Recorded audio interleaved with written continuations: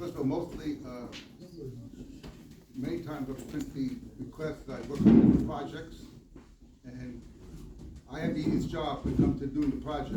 All I do really is sign the checks. The hardest part is Zam Lazell. He makes sure he does it with a gusto, with love, and he always wants to do it first class. And he doesn't want to cut any corners, and I give him an open checkbook for that. And I always enjoy when I see the finished products. Never disappoints. Rabbi Krinsky, I always felt was a very, very close friend to me. Did ever put him in his position? Because obviously he's the only one that deserved that position. And when I work with Rabbi Krinsky, I feel like I'm doing what the Rebbe wants to be done. And also, I see Rabbi Shem Tov is here. I knew Rabbi Shem Tov from 1957, I think, when I was in Gaia Soul, and he always took good care of me. And when I was 14 years old, I told him I wanted a job. 14 years old, and he said, "What kind of job do you want?" So I knew about 14. What can I do?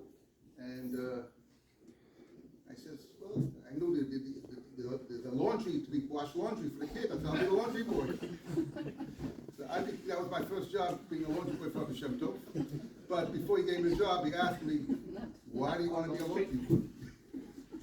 I was thinking, "That's why I want to be a laundry boy. Because I want to be your cat." That's the only reason why. So that's it. I also want to say that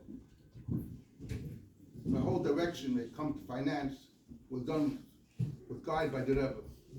So I wanted to go completely a different way, and I went Yechidus when I was 18 years old, and then after the Yechidus, I wrote to him. He answered me, very clear of how he wanted me to progress my life.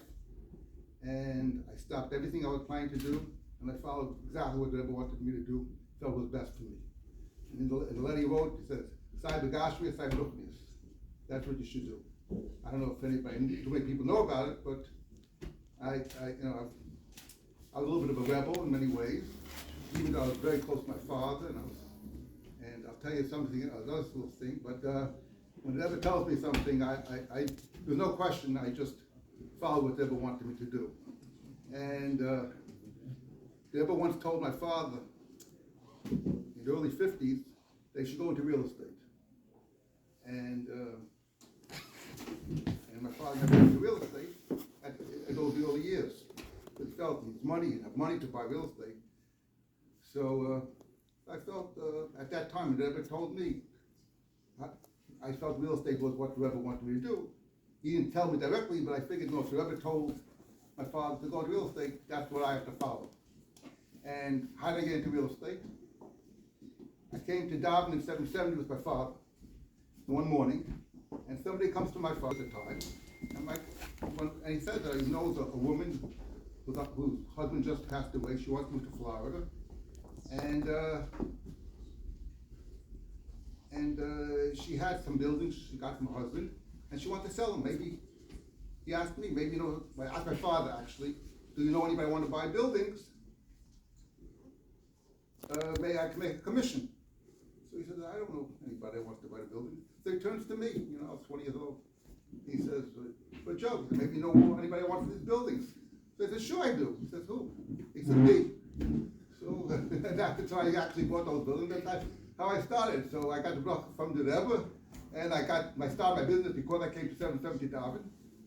And so I'm a shooter with the Rebbe, really, And the Rebbe took me into his business. So whatever I do, directly, it's really all the Rebbe's guidance.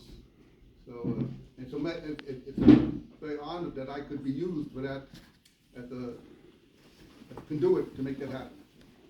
And I feel very honored to be here, see all my good friends here. Thank you very much.